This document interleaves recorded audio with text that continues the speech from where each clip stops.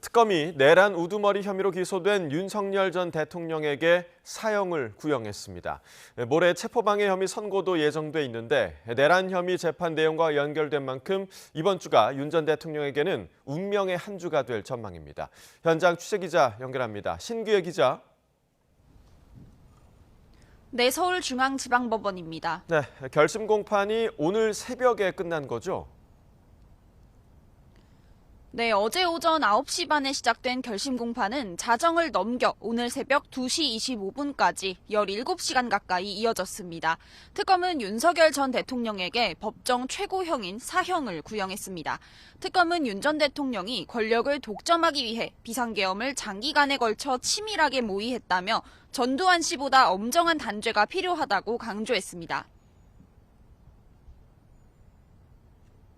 전두환 노태우 세력 단죄의 역사가 있음에도 비상계엄을 수단으로 내란을 획책한 피고인을 비롯한 공직 엘리트들의 행태를 통해 국민은 비극적 역사가 반복되지 않도록 다시금 전두환 노태우 세력에 대한 단죄보다 더 엄정한 단죄가 필요함을 실감하게 되었습니다. 가담자인 김용현 전 국방부 장관에게는 무기징역, 노상원 전 정보사령관에게는 징역 30년이 각각 구형됐고 나머지 피고인들에게도 모두 중형이 구형됐습니다. 네, 윤 전 대통령은 사형 구형을 듣고 어떤 반응을 보였습니까?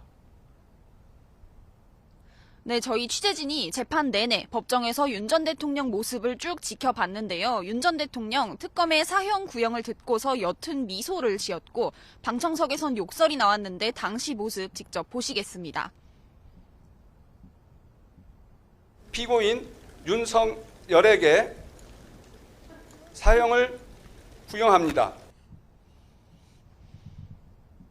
정숙해 주세요. 예, 정숙해 주십시오. 이후 최후 진술에 나선 윤 전 대통령은 비상계엄이 경고성, 호소용이었다는 기존 주장을 되풀이했습니다. 윤석열 전 대통령의 내란 우두머리 혐의 재판 1심 선고 공판은 다음 달 19일 열립니다. 자, 그러니까 이제 어제는 내란 사건에 대한 결심 공판이 있었던 거고요. 16일에는 체포방해 혐의 사건 선고가 있다고요.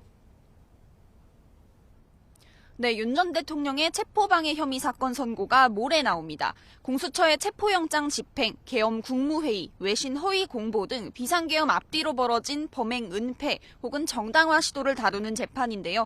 윤 전 대통령 측은 내란 재판에서 자신에 대한 수사 자체가 위법하니 공소기각이 돼야 한다고 주장했는데 같은 이유로 체포방해 재판에서도 죄가 없다고 변론했습니다. 위법한 수사를 막으려다 벌어진 일이라는 겁니다. 이 사건은 비상계엄 자체를 판단하는 건 아니고 또 내란 사건과는 다른 재판부가 심리합니다. 다만 공수처 수사권 여부를 포함해 비상계엄 전후로 있었던 여러 사건을 다루는 만큼 간접적으로 12.3 비상계엄에 대한 법원 판단이 나올 가능성도 있습니다. 특검은 앞선 결심 공판에서 윤 전 대통령에게 징역 10년을 구형했습니다. 네, 그 밖에 오늘 법원에는 어떤 일정이 예정돼 있습니까?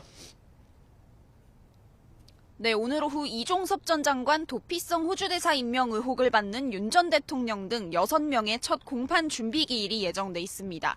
최상병 특검에서 기소한 사건으로 조태용 전 국정원장, 박성재 전 법무부 장관 등이 함께 재판에 넘겨졌습니다. 통일교인들의 국민의힘 집단 가입 의혹에 연루된 김건희 씨의 첫 공판 준비 기일도 오늘 열리는데요. 다만 두 재판 모두 준비 기일이라 피고인 출석 의무가 없기 때문에 이들이 법정의 모습을 드러내진 않을 거로 보입니다. 오전엔 김상민 전 부장검사의 청탁금지법 위반 혐의 재판이 열리고 있는데 증인으로 나오기로 했던 김건희 씨 오빠 김진우 씨가 불출석 사유서를 내면서 증인 신문은 불발됐습니다. 지금까지 서울중앙지법에서 YTN 신기입니다.